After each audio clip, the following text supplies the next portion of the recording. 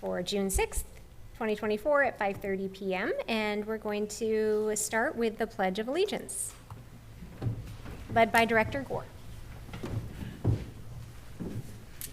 Please join me.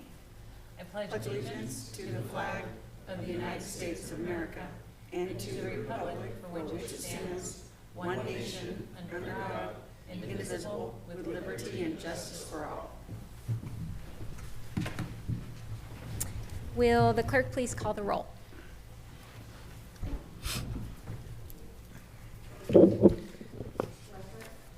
Director Andriotta? Here. Director Holden?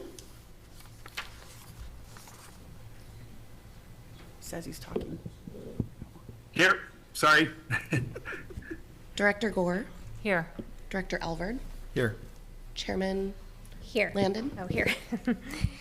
And would you please read the statement of the meeting procedures?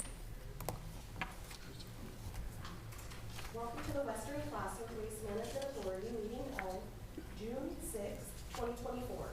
Agendas are available on the table outside this meeting room. If you are here to speak on a matter not on the agenda, you may do so during public comment. The board is not permitted to take action on items addressed under public comment. All items on the agenda will be open for the public to address before final action is taken. Accessibility information is provided on the meeting agenda. Please turn off or put in silent mode all cell phones and other electronic devices. Thank you for your participation. All right, thank you. Now is the time for public comment. Is there anyone here in the room who would like to provide comments today? Okay. Moving on to item 6A, reports from directors. Any reports? Nothing? Nope. Okay, report from the executive director, item 6B. Yeah, I have a few things tonight. First, I wanted to let your board know that we did receive a letter from FCC on May 28th regarding some of the project. We have responded. I think your board was copied on a letter, and I'm sure there will be additional conversations moving forward related to that topic. Also wanted to mention that we are moving forward and progressing well on getting all the benefits and everything in place for Scott, who will start, I think his official first day in the office is June 17th. The beginning of the pay period, I believe, is June 15th. We are working with the auditor's office on payroll and getting all that set up, and there's some coordination with the IRS and the state on, making sure we are getting payroll and taxes and all of that stuff squared away. And so we are working with the auditor's office on all the payroll stuff. And then lastly, I want to introduce Sarah Lyon, who is our new ERS, replaced Jennifer Snyder, who environmental resource specialist. Sorry, thank you, Bonnie. She comes to us from Nevada County, where she was a local enforcement agent. So Paul Holloway from Placer County is the local enforcement agent that comes in, monitors, inspects, does some reporting on behalf of the state. That was a similar role that Sarah had at Nevada County, so a lot of experience with this kind of work. So welcome, Sarah. Welcome. Welcome. Great, awesome. Yeah, welcome. Thank you for that. Moving on to 6C, financial reports. Thank you, Chair Landon. Your board has the financial reports through April in your package, and has been the trend throughout the fiscal year. We are tracking above projections for revenue and below our projections for expenses. And again, on expenses, that savings is primarily due to timing issues associated with some of the construction projects. But even without that, we're tracking below our O&M type costs for the year. So looking very solid as we head towards the end of the year. Any questions, I'm happy to answer them. All right, any questions? Nope. Okay, item 6D, monthly tonnage reports. Good evening tonight, Chair. Your board has in front of you the monthly tonnage reports through May. Tonnages are tracking at or above projections, with the exception of C&D. However, the delta between what we projected for C&D and the actual has narrowed significantly, which is good news. Looks like folks are back into the construction and demolition, maybe doing remodels after our more than usual wet winter. So we're happy to see that, and I'll open it to your board for any questions for me. All right, any questions or comments? No, thank you. Okay, thanks, Eric. I'm sorry, Will. Thanks, Will. All right, 6E, annual MRF processing fee adjustment. from Sarah. Thank you, Chair. This item's the annual materials recovery facility processing fee adjustment. It is included in the agreement with FCC. It's effective July 1st of each year. FCC's calculation of a 1.0417 inflationary adjustment factor is in line with the federal industries published by the U.S. Bureau of Labor Statistics and changes in minimum wage. A table is included in the memo showing the year-over-year increase of 1.96%. Sufficient funding was included in the preliminary budget for 2024-25 to account for the fee adjustments, and rates will not be increased. Okay, great. Any questions or comments on that item? Oh, thank you. Thank you. All right, moving on to 6F, annual landfill processing fee adjustment. Similar to the last one, this is the annual landfill processing fee adjustment. It is also included in the agreement with FCC and is effective July 1st each year. FCC's calculation of a 1.015 inflationary adjustment factor is also in line with the U.S. Bureau of Labor Statistics indices. A table is included in the memo showing the year-over-year increase of 1.1%. Insufficient funding was included in the 2024-25 preliminary budget, and no fees will increase because of this. Okay, great, thank you. Any questions or comments on that one? Nope. All right. 6G, facility projects update. Good evening again, Chair. The first item for our update is the MRF improvements across the site. Looking at phase 1 affecting C&D and the green waste ASP. C&D has been completed now for some time. Green waste ASP, the latest schedule that FCC provided the authority this week, shows it work to be completed by mid-August and ready for actual aerated stack pile use. So definitely looking forward to that. Phase 2, the maintenance buildings and ADA improvements. ADA is currently on hold pending some revised plan for the building department to review. And the construction of the new maintenance building is progressing above ground now with the erection of steel in the actual structure itself. So another new building for folks to see out there, tentatively looking at a late June completion date on that building itself. Moving on to the MRF.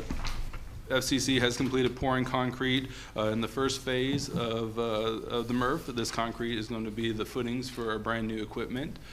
Right now it's in the middle of a 14-day cure time. Once that's completed, Van Dyke Recycling can get on there, starting to move their equipment and building that new equipment in place. So looking forward to that. The next phase of concrete pouring is scheduled for the end of next week as well. So moving along. We're out of demo and we're building back up. One benefit of this heat, right? I'm sorry, what was One benefit of the heat, right? Absolutely. Looking at phase 3B, that would be the MSW covered aerated stack piles, the traffic improvements, the traffic circle and whatnot. We did hear from FCC on May 28th that they tentatively, some of those may be pushed back till next year, given the complexities of phases 1, 2, and 3. However, FCC did inform us that they're working through the logistics of it and will provide us more details once they have them. Moving on to the second big project on our site, the Module 6 liner project. In regards to the water board, we were scheduled to have a May 29th meeting to basically wrap up the review of the technical aspects of the liner. The water board did request to push that meeting to June 11th, which is the current schedule right now. So we're very much looking forward to that meeting next week. Talking with Ryan, who's having a back and forth with the water board, there seems to be no substantive questions or hard breaks that we understand. So hopefully it'll make for a speedy review process and get its approval so we can move forward. Anderson Dragline did remobilize on site and did note some storm damage under the liner that they have placed already. The repair work is going to be item 7G on the consent agenda for your board's consideration to authorize that work and that additional expense. And then finally, the third big project is Biofilter, that pilot project. We're about a month or so into that, and the UV transmittance, which is kind of the real issue of the leachate and sewer that we generate here that goes to the sewer plant.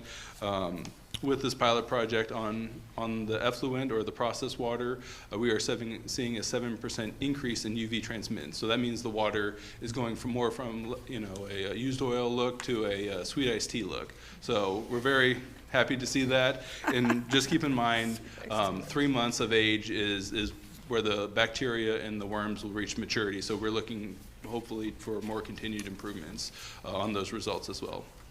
With that, I'll answer any questions your board may have on the projects. All right, questions or comments on that? Yes. Well, I'm curious how you get sweet iced tea versus iced tea. Do you actually, sorry. We don't want to know. Okay, so yeah, the big question, we just moved from December 31 to June of next year, and we've got this SB 1383 telling us that on January 1, we have to meet a 75% requirement. How are we going to do that as member agencies, since we're on the line?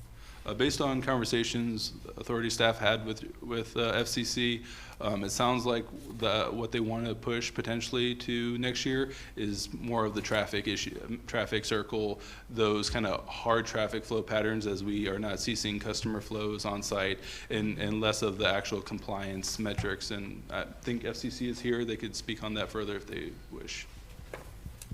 Yeah, I guess I'm not understanding, because we have to have 75% organics, right, by January 1? And so is that delay going to, seems like that's going to be an issue.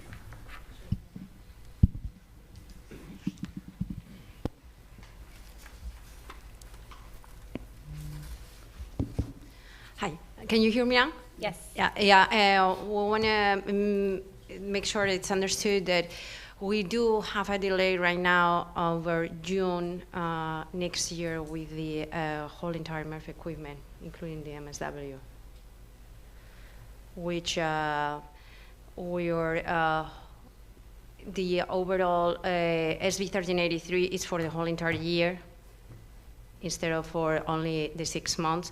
We are working with Van Dyke to try to figure out how can we expedite that. We're discussing different solutions also with the WAPMA. We have internal conversations on that. And we are hoping to have a resolution or more information for you on how can we improve that date in the next board meeting. Because we get penalized, right, as member agencies? Is that? Yeah, I think that is where it falls, is it to the member agencies if the authority cannot comply or get into compliance. There is some delay in reporting, and there are, we want to work as much as possible to get back on track and to make that compliance date, and not rely on the good graces of the state. But I do think that we are in a better position than a lot of other areas. Again, we don't want to rely on that, but yeah, our intent is to continue to work with FCC and see if we can shorten that timeline. I mean, we can't obviously snap our fingers and make the thing happen, so it's going to take as long as it's going to take, but I'm just really getting worried here, and I know our staff kind of woke up when we saw that date. Just don't want the pain kicking back on us here. Good luck. We're cheering for you. Other questions? Well, I'm just curious, and maybe I'm just playing catch up here. What is the actual or multiple reasons for the delay? Just more complicated project, we thought? Weather, what's the cause of the delay? So there are several causes. One of them is that it is due to the delays that we have in the CND facility on the startup. It finally kicked us out on it was delayed for the weather and for some unforeseen conditions that we found, and that got us delayed a couple of months. But once we enter, which we have it in buffer on our schedule, but once we enter into the MRF, we found a lot of unforeseen conditions that are right now needed to be resolved. So the Van Dyke was supposed to enter there to begin the installation according to the different schedules that we've been sending to you on March, and they are entering right now. So that's what is triggering all these delays. Okay, thanks. I see Director Halden has a question. Hi, so as I read the summary document, it's talking about the maintenance building being delayed till June 2024. It doesn't say the MRF being delayed till 2024. Are we saying that the MRF is being delayed till 2024? 25? 25, you mean? 2025, I'm sorry, yeah. Yes. It's,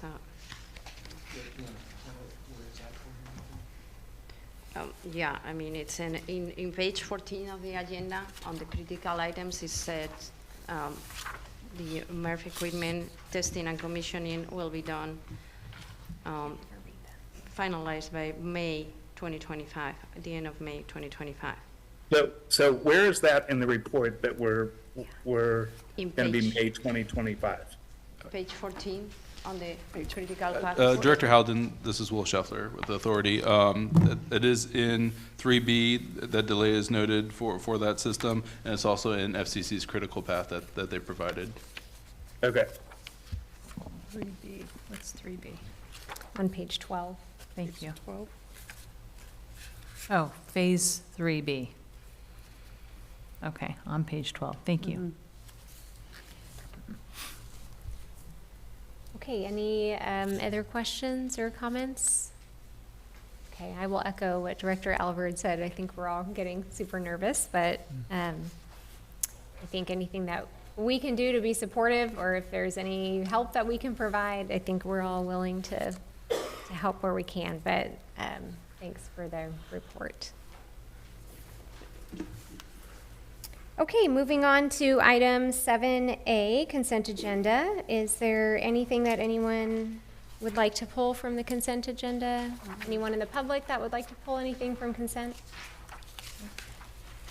I did just have one thing I noticed on item 7C.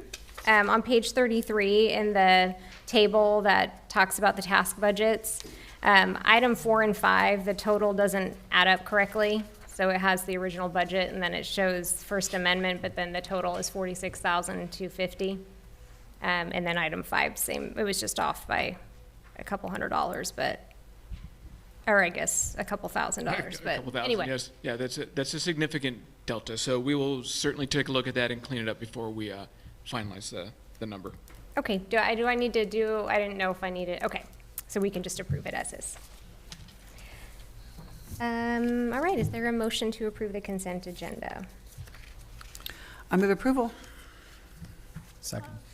Okay, moved by Director Andriotta, seconded by Director Alvord. All those in favor? Aye. Aye. Great. Moving on to item, And I Oh, did, did Bill get a chance Bill to? is trying to say sorry, Bill, I aye. forgot about you. Are you good with the consent? Yes, Okay, yes, thank you.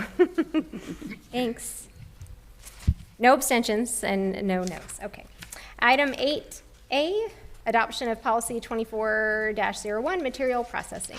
Yes, thank you, Chair Landon. Tonight, staff are recommending that your board adopt policy 24-01 that formalizes the authority's operational practice of directing the maximum amount of material that's received here on the campus towards the MRF, inclusive of the C&D and composting operation, to limit the amount of materials that are sent directly to the landfill.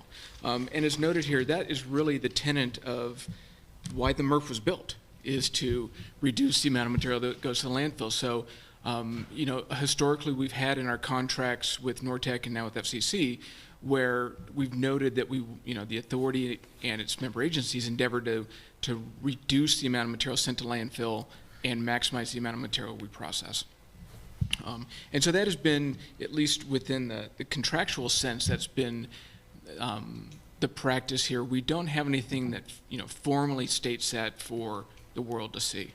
And as noted in the staff report, there are caveats, more so in the Nortec contract, of the old MRF operating contract, where there's opportunities for the MRF operator to request material be diverted straight to the landfill. And we really endeavored to reduce that potential in the FCC contract, which I think we've done quite well. But I think it still is reasonable to put provisions in place that, makes that a pretty tall bar to get past, so that, we're not finding ourselves in situations where maybe, the operational day is difficult, or there's loads that don't look like they're great material.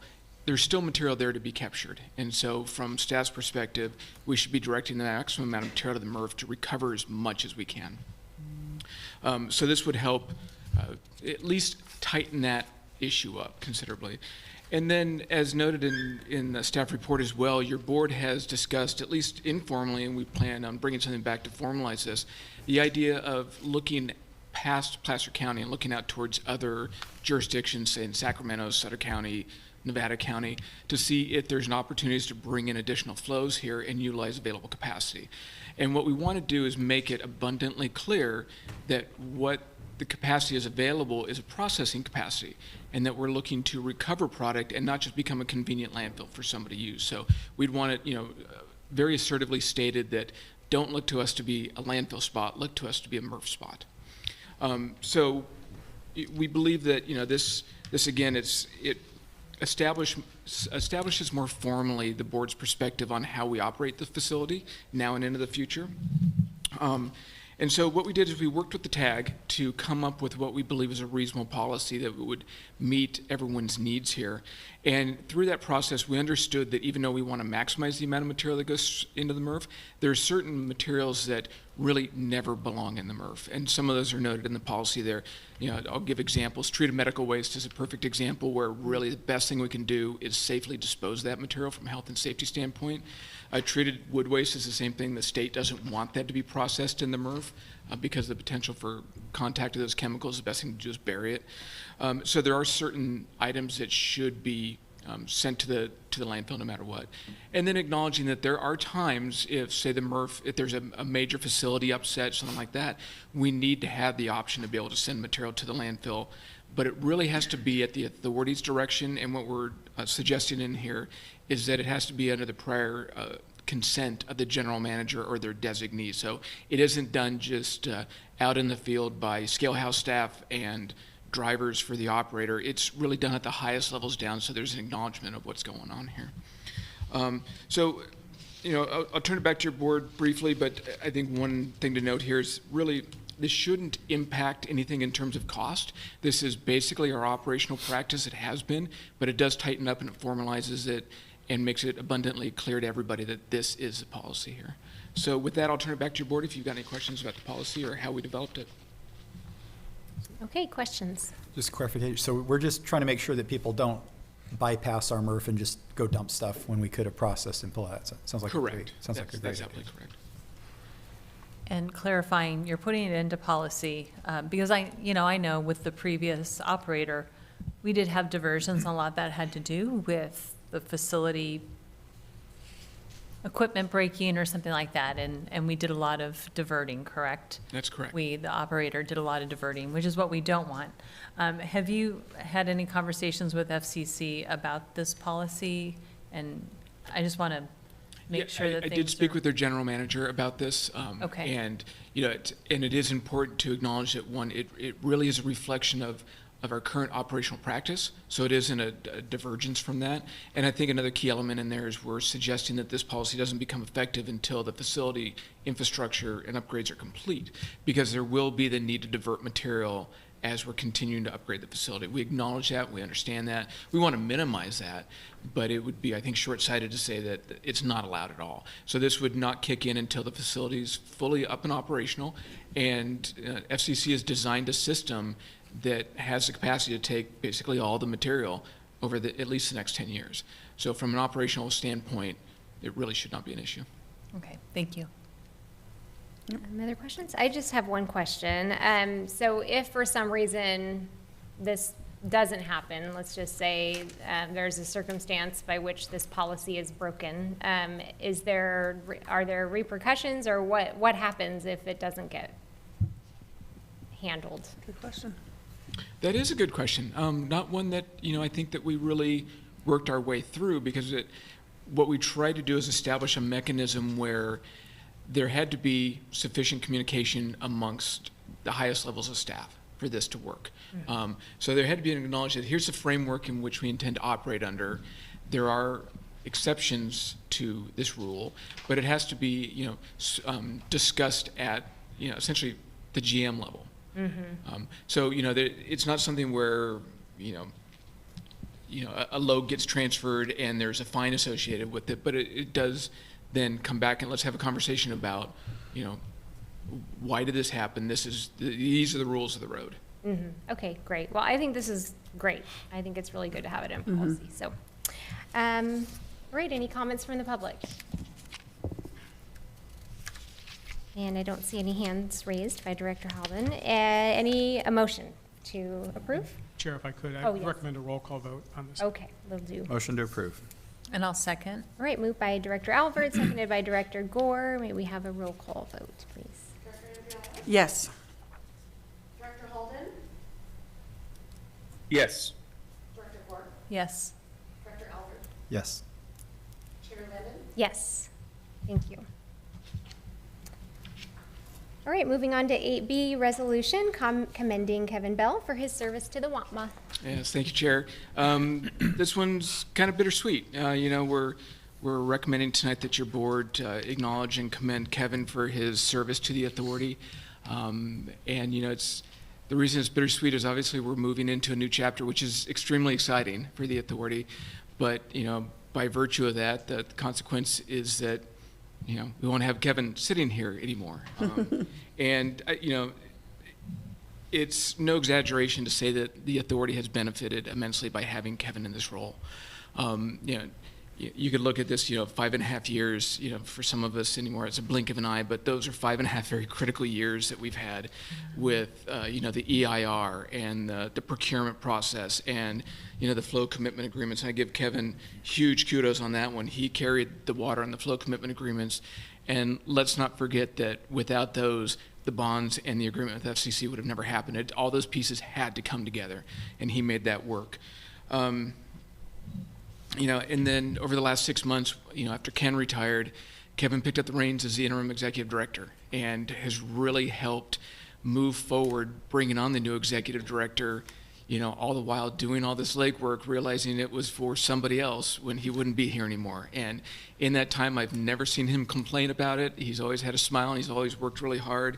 And I think that's just a reflection of Kevin in general, that he's consistently led with integrity and respect and is always looking for ways to, find common ground and work with people. It's been really great working with Kevin because he always provides the opportunity for staff down here to work and grow. He doesn't just listen to what you have to say and then say, no, we're going to do it this way. And he provides some really great feedback. So it's going to be tough not having him here, but I know, again, this is a interesting next chapter. And just anecdotally, I don't know if you even know this, Kevin, many years ago, I had the benefit of sitting on a panel with my previous boss, Bill Zimmerman, and we interviewed Kevin for the senior engineer position. That's so long ago. He's jumped so many steps since then, and it was abundantly clear to me that Kevin was the guy. I mean, it wasn't even a question. And afterwards, Bill and I were sitting there, and I looked at Bill and I said, I'm probably going to work for that guy someday. And lo and behold, I sure did, and benefited from it. So I'll turn it back to your board, but we're losing something in this transition, and I don't think that should be missed on anybody. And so, stepping back and thanking Kevin for his efforts here is definitely worthwhile and overdue. So, turn it back to your board. Great, thank you. Really nice words. Comments from the board?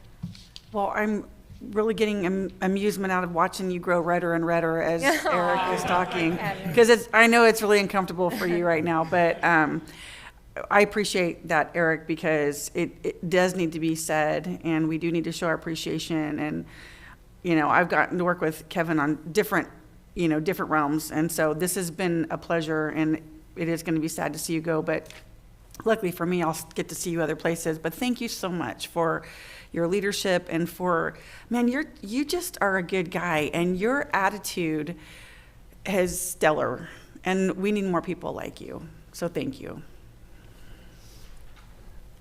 I I cannot even think of a time when you've been mad. I'm sure there probably were some outside of here. I think that says a lot, though, with your personality and the way you come across as just being very, very positive. I've always known you as just a really nice guy. And our staff in Roseville speak very highly of you, and that goes a long way as well. So I appreciate so much everything you've done.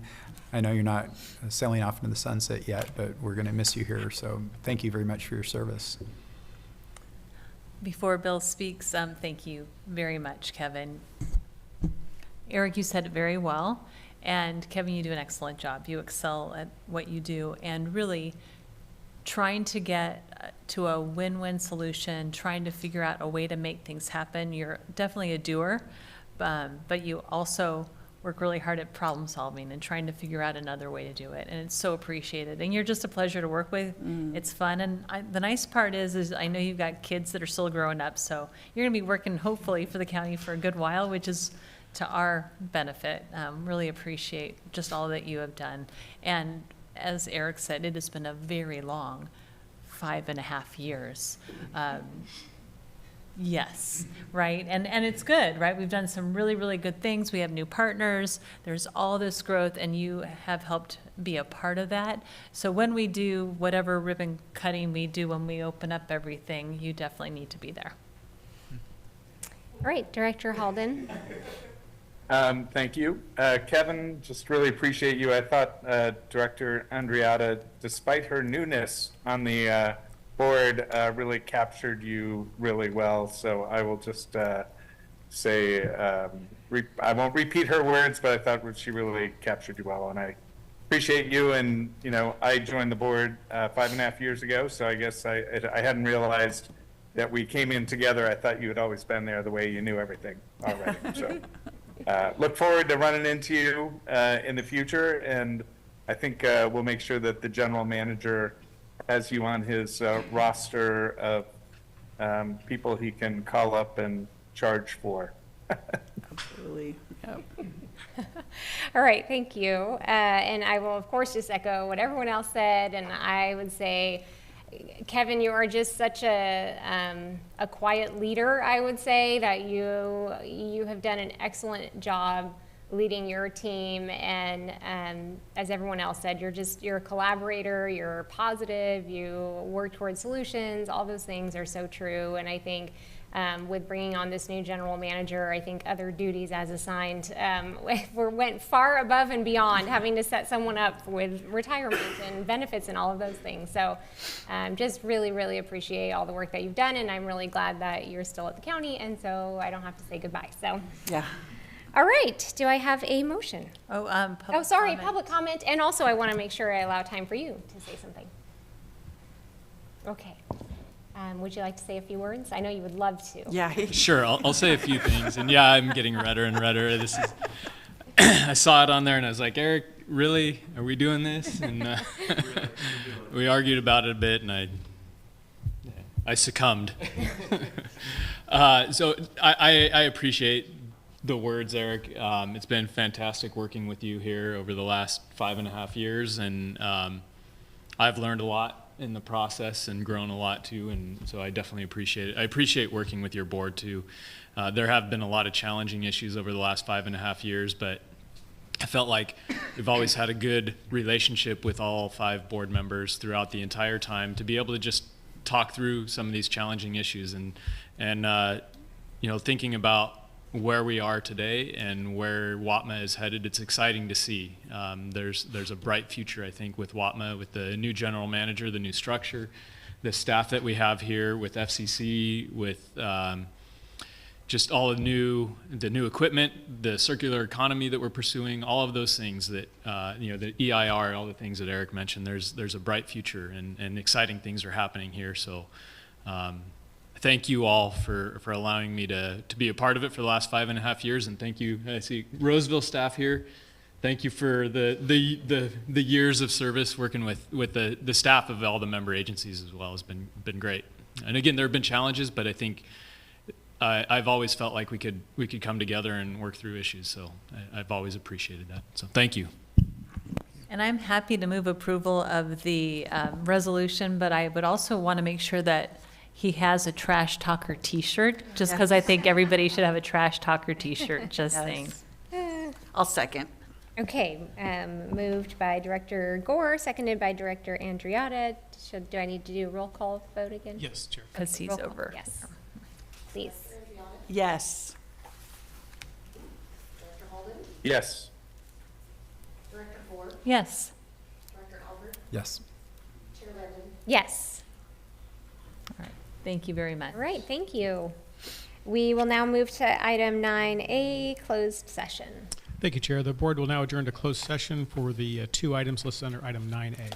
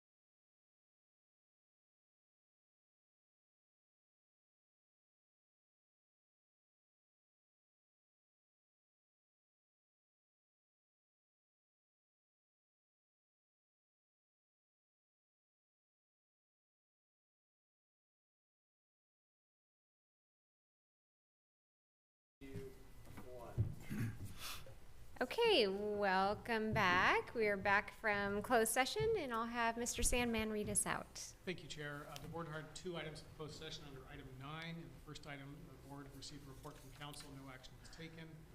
The second item, the board received a report and direction was provided. That concludes the closed session. Great, thank you. We are going to go back to item 7A, item 7, the consent agenda, and do a roll call vote since we didn't do a roll call the first time around.